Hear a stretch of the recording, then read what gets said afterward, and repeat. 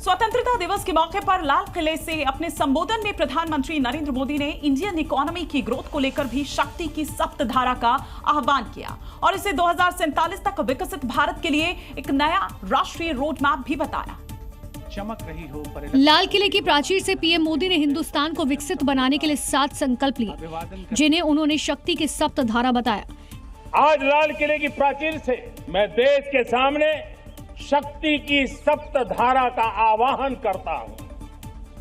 आने वाले 5-7 साल में जो पिछले 5-7 दशक में नहीं हुआ, वो सप्तधारा के सामर्थ्य से, शक्ति से हम देश को नई ऊंचाई, नई गति देंगे।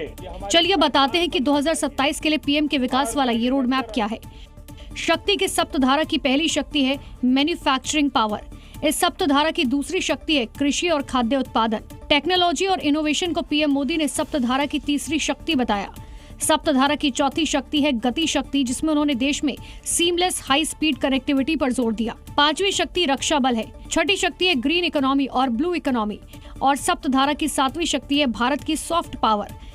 ये 7 शक्तियां विकसित हिंदुस्तान के लिए सीढ़ियां बनेंगी। 80वें स्वतंत्रता दिवस पर मुख्यमंत्री योगी आदित्यनाथ ने लखनऊ में तिरंगा फहराया। इस दौरान मुख्यमंत्री योगी ने युवाओं को देश के साथ ही उत्तर प्रदेश की सबसे बड़ी ताकत बताया और उत्तर प्रदेश के युवाओं के लिए अलग अलग क्षेत्रों में काम का जिक्र भी किया। क्योंकि युवा ही देश की ताकत है और यही युवा आने वाले 2027 के विधानसभा चुनाव में अहम फैक्टर साबित होंगे और इसीलिए यूपी सरकार नई यूथ पॉलिसी लेकर आई है। खुद सीएम योगी ने बताया कि जेन जी और जेन अल्फा के लिए सरकार लगातार कदम उठा रही है।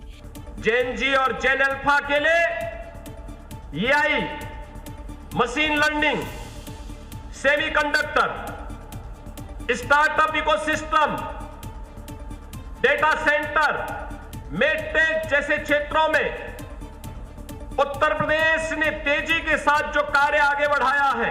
इतना ही नहीं, semiconductor, data centre, robotics, cyber और एग्रीटेक जैसे क्षेत्रों में तेजी से काम किया जा रहा है।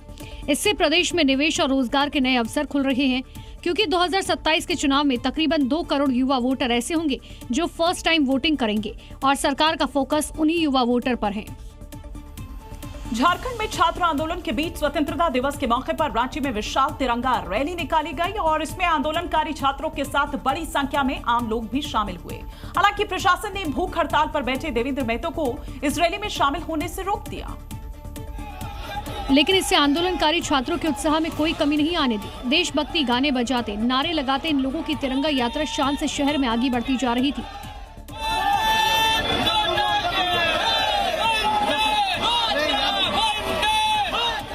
कुछ लोगों के हाथों में बाबा साहेब अंबेडकर तो कुछ ने भगत सिंह की तस्वीरें थाम रखी थी।